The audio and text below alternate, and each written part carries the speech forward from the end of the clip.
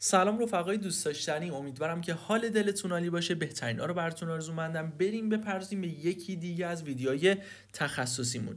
رفقا اینو بهتون بگم که بی‌نظیر این ویدیو با دقت تا آخرش رو ببین، خیلی میتونه برات کاربردی باشه، فوق العاده است. و اینو میتونم بهت بگم که رفتارشناسی رو به صورت اصولی میتونی درکش بکنی. میخوام 3 شاخه مهم رفتارشناسی رو برات توضیح بدم: استراکچر بازار، کورلیشن، لیکویدیتی، همش رو در بر میگیره. و در مقابلش محتوایی که توی لایو روز دوشنبه براتون توضیح دادم چی بود؟ محتوای لایو روز دوشنبهمون دقیقاً در رابطه با هیجانات فیک مارکت میکر بود که یه نمادم براتون توضیح دادم و نکته اصلیش هم گفتم که توی لایوش بودیم. نماد دیکس وای اینجا بود که گفتم هیجان فیک داره، در واقع اون خروج نقدینگیش کاملا فیک و استراکچر رو روی نماد دیکس وای کامل نزولی میبینم، حداقل تا این ناحیه نقدینگیش، و دقیقاً تونست اون نوای نقدینگی هم بیاد. و حالا کامل 3 شاخه رفتارشناسی رو به صورت اصولی برات توضیح میدم که دیگه دغدغه‌ای نداشته باشی، ذهنت کامل درکش بکنه. خیلی خفنه، حتما با دقت تا آخر این ویدیو رو ببین. خب نگاه کنید، بریم که ببینیم که چه جوری اونجا ما استراکچرمون رو نزولی در نظر گرفتیم. آقا چه جوری اصلا روی نماد یورو به یو اس دی تونستیم یه بای خیلی خوب داشته باشیم و اصلا کلا قضیه از چه قراره. نگاه کنید، من برمیگردم از بیس قضیه کامل براتون توضیح میدم و با همدیگه میریم جلو. نکته مهمی که وجود داره اینه که ما اینجا یه ایمبالانس قوی سودی داریم و این سطح استاب رو برای ما فعال کرده. بعد از فعال شدن این سطح استاب اومده برای ما کلوز کرده کندل و استمرار در جهت صعود قیمت رو خیلی اصولی داره به من نشون میده. زمانی که من استمرار در جهت صعود قیمت رو دارم ازش میبینم، زمانی که بهم یه اصلاح بده نسبت به نوای نقدینگیش در نظر میگیرم. حالا نگاه کن، توی اون ناحیه نقدینگی منم بیاد کافیه. چرا؟ چون دیکس وای یه نماد تحلیلیه در گروه یو اس دی، یه نماد ترید نیست. ما صرفا قرار از دیکس وای یه تایمینگ ترید مناسب ببینیم و بعد سویچ کنیم مثلا روی یورو به یو اس دی، اونجا روی اون نماد نقطه ورود خودمون رو داشته باشیم. نگاه کن، دیکس وای تایمینگ ترید بهت میده. دیکس وای بهت میگه که آقا الان سویچ کن روی یورو به یو اس دی، الان موقعشه که بری روی یورو به یو اس دی ترید خودت رو انجام بده. حالا من مثالشو صرفا دارم یورو به یو اس دی میزنم، ولی پوند به یو اس دی هست، یو اس دی به فرانک هست، یو اس دی به کت هست، نماد طلا هست، گلد هست، خیلی مهمه اینا. و نکته مهمش وجود داره اینه که الان توی بیس قضیه استراکچر چی داره اینجا بهم میگه؟ استراکچر میگه که آقا یه ایمبالانس فوق العاده قوی سودی داری، اومده چیکار کرده؟ این سطح استاب رو برای ما فعال کرده، حالا بعدش اومده کلوز کرده، پس داره استمرار در جهت صعود قیمت رو به من نشون میده. خب ناحیه نقدینگی توی تایم فریم 1 ساعت داریم یا نه؟ بریم نگاه کنیم. اینجا ببینیم ناحیه نقدینگی در تایم فریم 1 ساعت داریم. بله، نگاه کنید دقیقاً یک کندل متوقف کننده رو من در تایم فریم 1 ساعت دارم میبینم و این میشه ناحیه نقدینگی من. ناحیه نقدینگی فوق العاده من اینجا میشه و زمانی که نماد معاملاتی من وارد ناحیه نقدینگی من بشه، اینجا تایمینگ ترید مناسب روی یورو به یو اس دی. آقا اینجاست که باید سویچ کنی روی یورو به یو اس دی و روی اون نماد یه نقطه ورود فوق العاده بگیری برای سل. اوکی، دقیقاً برید اینجا رو پیدا کنید روی یورو به یو اس دی، یه نقطه ورود فوق العاده روی سل قطعا میتونسته بهتون بده. حالا در ادامه میخوام توضیحات کامل بهت ارائه بدم، دیدگاه فوق العاده رو نسبت به مارکت به دست بیاری. پس نکته استراکچرمون چی بود؟ رفتارشناسی رو دیدید چطور فهمیدیم؟ نکته لیکویدیتی چی بود؟ و نکته کورلیشن، همش در کنار همدیگه قرار میگرفت. یه نکته خفن دیگه هم الان میخوام بهت بگم. زمانی که تو یه ناحیه نقدینگی داری یا یه سطحی داری، کلا مثلا یه سطحی داری، مارکت میاد با یه نفوذ خیلی کم این سطح رو میزنه و میره بالا، مطمئن باش دوباره میاد اوردرهای این قسمت رو برای ما برمیداره، چون اوردرهاشو هنوز اینجا بر نداشته یا نفوذش خیلی کم بوده یا تا نزدیکیش میاد برمیگرده، قطعا دوباره میتونه اوردرهاشو بیاد برای تو فعال کنه. یکی اینجا نگاه کن، تا نزدیکیش اومده رفته توی اسلات، دقیقاً توی اسلاش میتونی نسبت به این ناحیه نقدینگی هم یه سل داشته باشی به صورت فست اسکلپ یا اسکلپ. مثلا نکته فست اسکلپ و اسکلپ داره اینجا. خب و دقیقاً اونجاست که میتونی روی یورو به یو اس یه بای 1-2 1-1.5 داشته باشی به صورت فست اسکلپ. پس هم فست اسکلپ رو در نظر میگیریم، هم اسکلپ رو در نظر میگیریم، هم دی تریدر ها رو در نظر میگیریم که اینجا میتونن درگیر معاملات خرید توی دیکس وای و فروش روی یورو به یو اس دی باشن. یعنی دیدگاه خرید رو روی دیکس وای که میگیرن روی یورو به یو اس دی میتونن معاملات فروش خودشون رو داشته باشن. پس این نکته خیلی مهم بود. حالا توی تایم فریم 4 ساعته چه اتفاقی افتاده؟ نگاه کن. توی تایم فریم 4 ساعته من اینا رو دوباره پاک میکنم. در تایم فریم 4 ساعته ما اینجا رو به عنوان یه مقاومت در نظر نمیگیریم، اینو در نظر میگیریم. من الان خطش هم دقیق بندازم که کامل و دقیق مشاهدهش کن. اینو در نظر میگیریم. چرا اینجا رو من به عنوان مقاومت در نظر نمیگیرم؟ به دلیل اینکه کف خودش رو نتونسته بزنه که این یه اوردره در واقع حائز اهمیت باشه برای ما. اینجا نگاه کن، مارکت رفته توی اصلاح با یه حرکت قوی این کفو زده، پس این قله دارای نقدینگی مناسبیه برای من. و همین نکته‌ای که یه دقیقه پیش بهت گفتم، زمانی که نفوذ کمه و مارکت میره توی اصلاح، نگاه کن، زمانی که نفوذ کمه مارکت میره توی اصلاح، دقیقاً تو اون جاییه که میدونی اوردرهای این قسمت باید با نفوذ بیشتری برای تو برداشته بشه.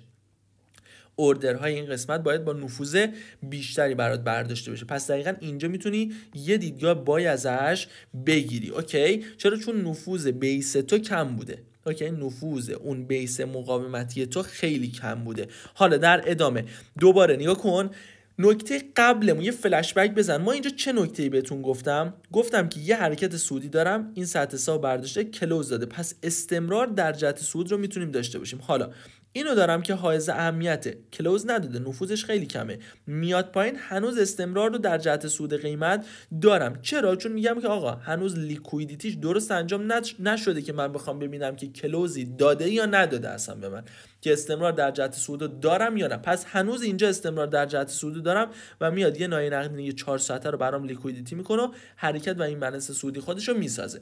زمانی که با یه نفوذ خوب میاد این اوردر رو برام برمیداره، آها اینجاست که میبینم کلوز نمیده برای من.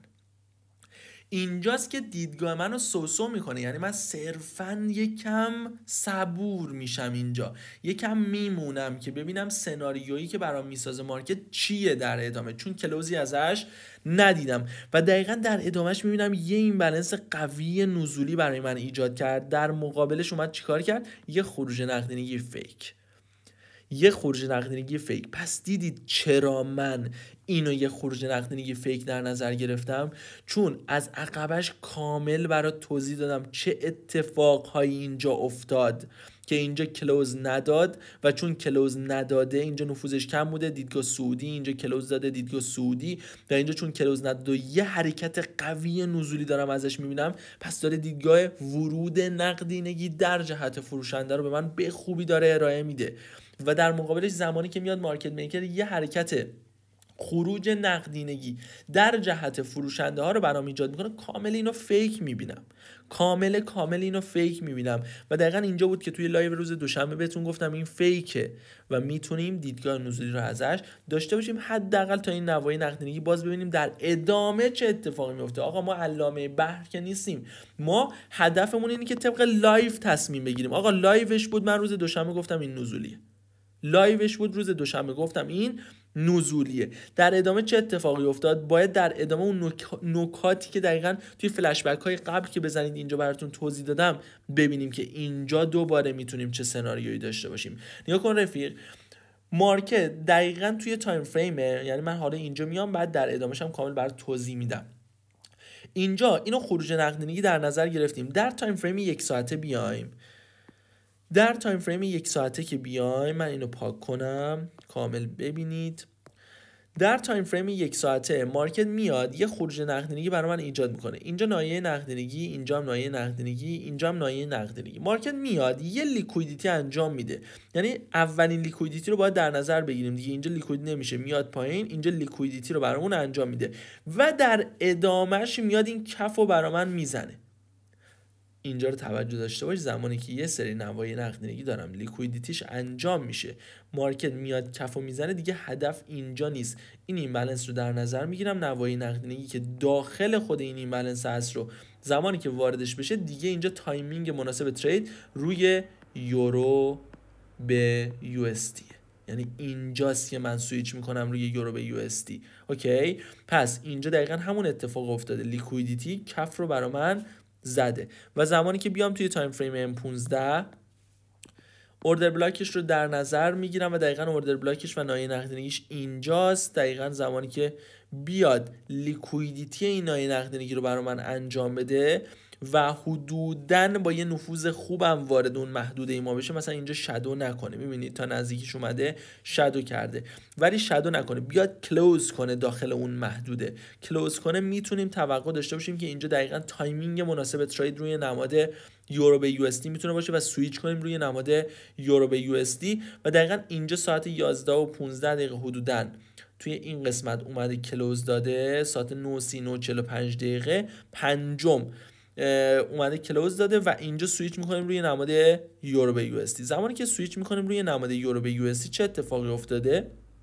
اینجا دقیقاً توی نماد یورو به یو اس دی در تایم فریم 1 ساعتمون یه ایمبالانس فوق العاده دارم که تونسته این سطح حسابا رو برداره.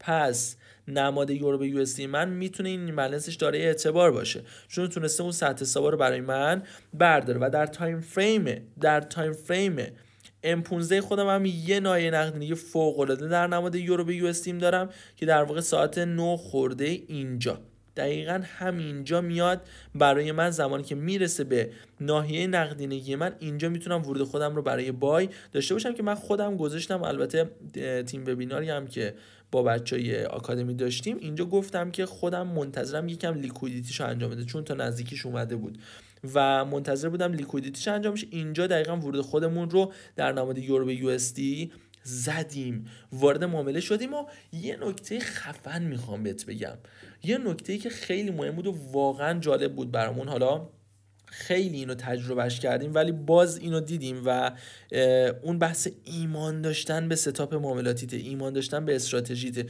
واقعا ایمان داشته باشید به استراتژیتون، خیلی مهمه این قضیه. زمانی که من یه این بالانس قوی سعودی میبینم، من صرفا تا 50% که میرسه اندازه حد ضررم سیو میکنم معاملمو، یعنی نمیام ریسک فری کنم یا مثلا این حد ضرر رو بذارم روی نقطه ورود. شاید توی سایر استراتژی یه جایی که دیگه خیلی حرکت کرده، معمولا اون بحث اصلاح خودش هم داده، یعنی مثلا حرکت کرده اصلاح داده دوباره حرکت کرده، اینو ازش دیده باشم شاید ریسک فری خودم رو انجام بدم و معمولا انجام میدم.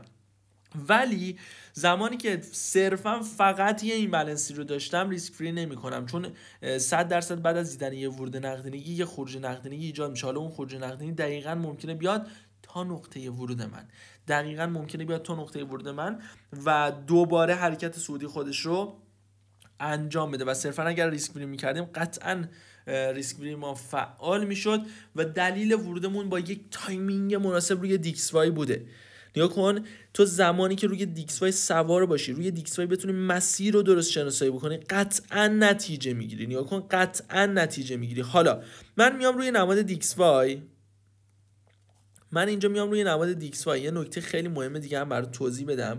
نماد دیکس وای زمانی که واردش میشیم میاد نفوذش به این سطح پایینیش، ببینید چه اتفاقی افتاده، یه نفوذ فوق العاده کم بوده. پس همون نکته‌ای بود که بهت گفتم، نگاه کن زمانی که تو یه سطحی رو داری، مارکت میاد تا نزدیکیش میره بالا، نگاه کن یه سطحی رو داری تا نزدیکیش میاد میره بالا، قطعاً بدون لیکویدیتی این نایه نقدینگی میتونه گزینه فوق العاده‌ای باشه.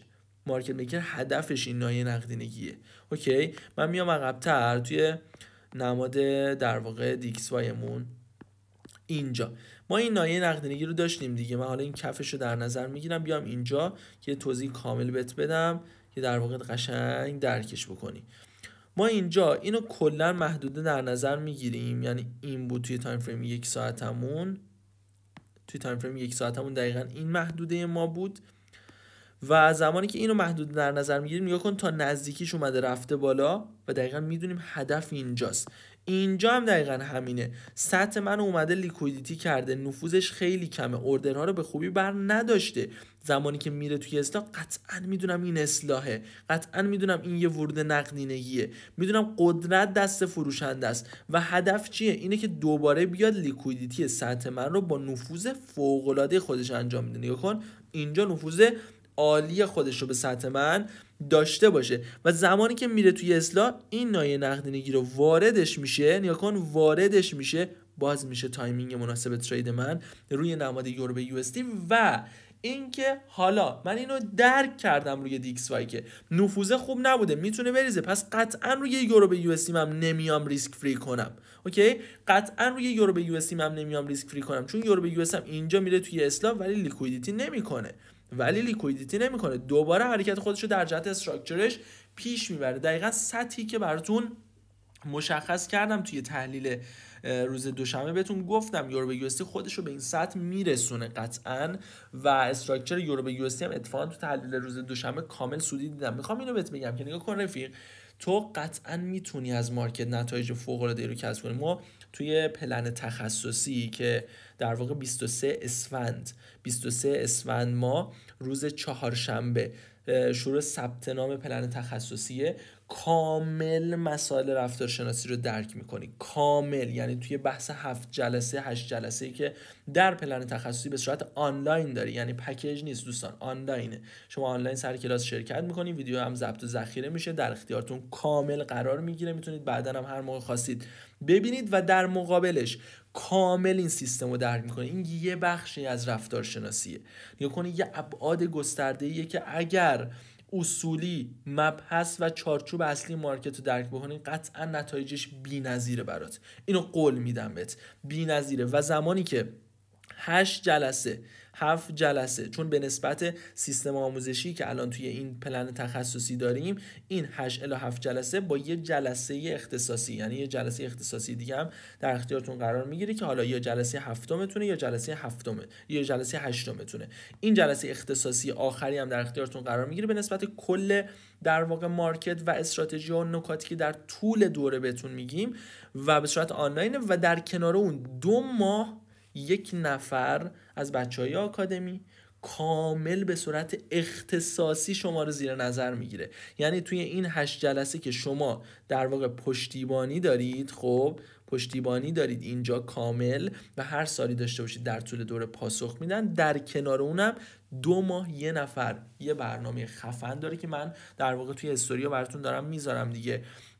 حالا خیلی از بچهای دیگه که توی پروسه منتورینگ قرار گرفتن نتیجه گرفتن و اینو هم بهت بگم، یه سری بچه‌ها نتیجه گرفتن، یه سری بچه‌ها هنوز توی ماه دوم منتورینگشون هستیم، داریم روشون کار میکنیم و اینجوری نیست که بچه‌ها رو رها کنیم، نه، اصولی انقدر باشون کار میشه، مشاوره داده میشه، خودم تماما دارم زیر نظرشون میگیرم تا بتونم اونا رو وارد یه چرخه مثبت کنم تا جایی که بشه، تا جایی که در واقع ما در حد توانمون هست تماما برای بچه‌ها وقت میذاریم و یه نفر از بچهای تیم ژورنال شما رو مینویسه، بهتون مشاوره میده، نکات استاپاتون رو بهتون میگه، تماما مشاوره هفتگی ماهانه رو داریم، نکات خفن توی ویدیو خودم براتون میذارم توی کانال منتورینگ و اینکه فقط نیازی که شما تمرکز کنید. ما همه چی رو بگیم یه نفر تمرکز نکنه روی نکات ژورنالش، یا کنید نتیجه حاصل نمیشه. نمیخوام در باغ بهشت بد نشون بدم آقا، تا تمرکز نکنی روی ژورنال، تا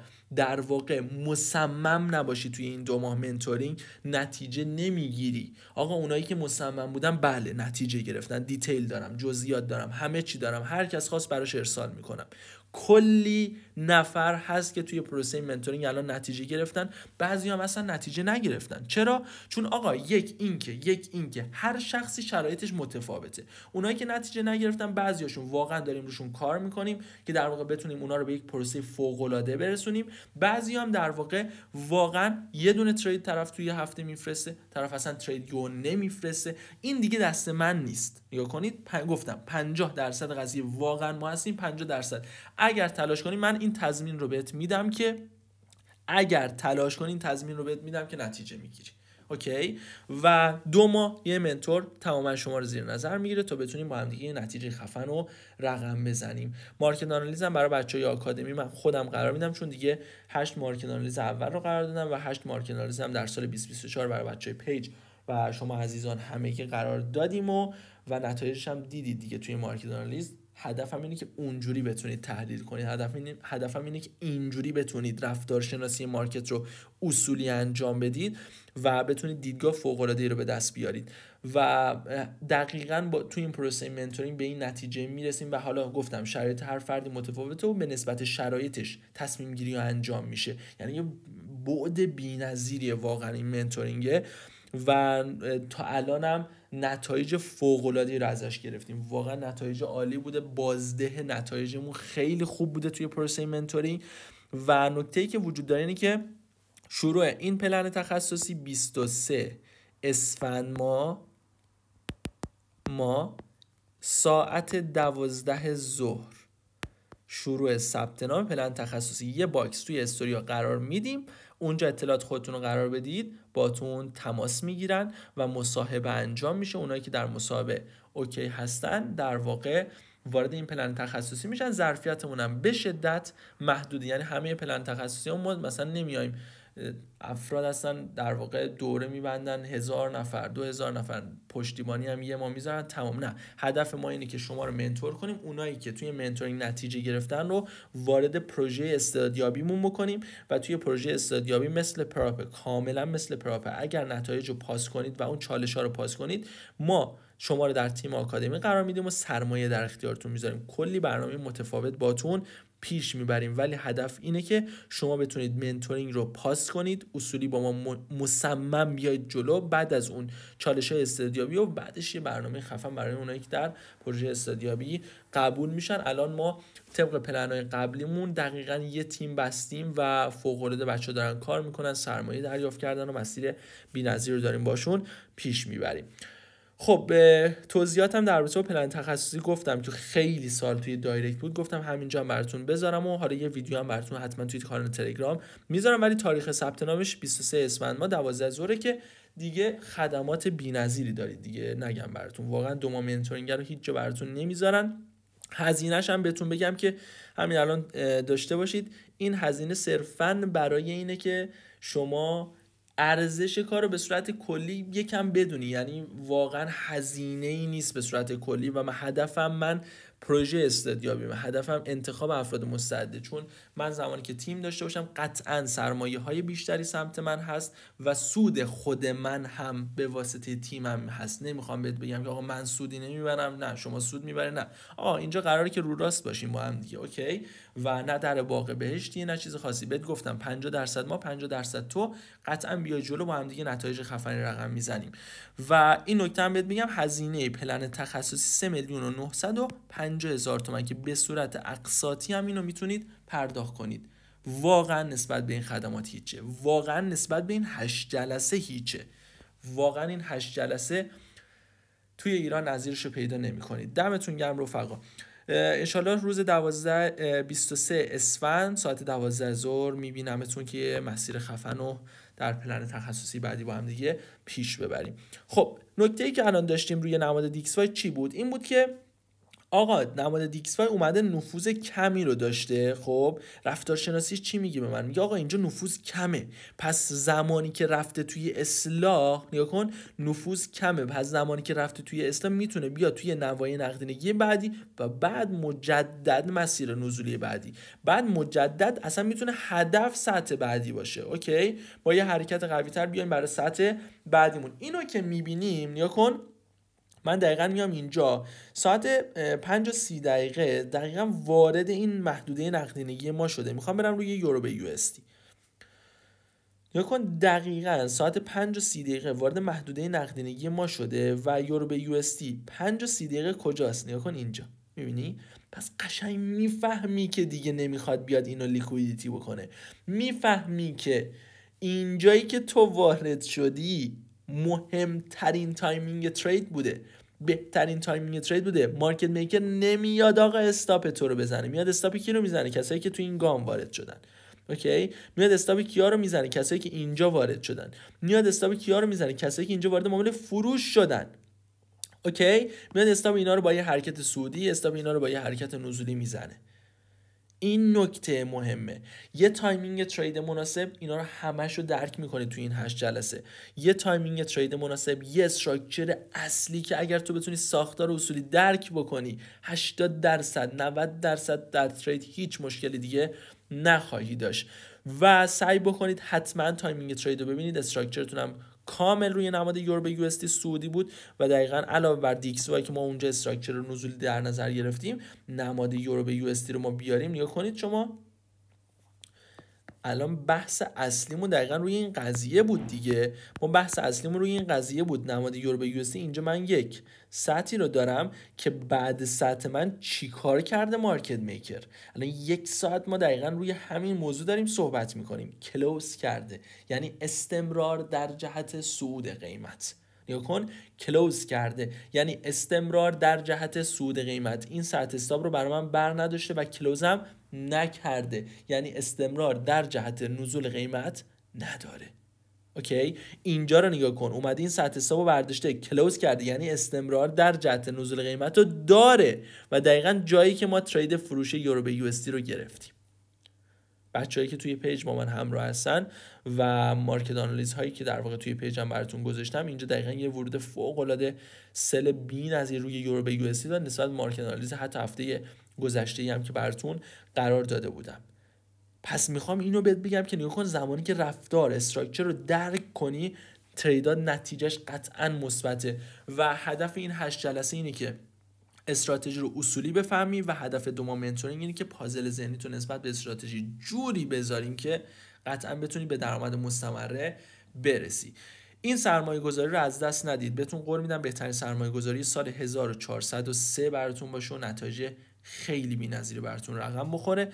و اینکه اینجا کلوز داده و قطعا با اسلاش میتونم یه بای فوق العاده رو داشته باشم و باش همراه بشم. اینجا که دیگه نگاه کن، کلوز داده یعنی استمرار در جهت صعود قیمت.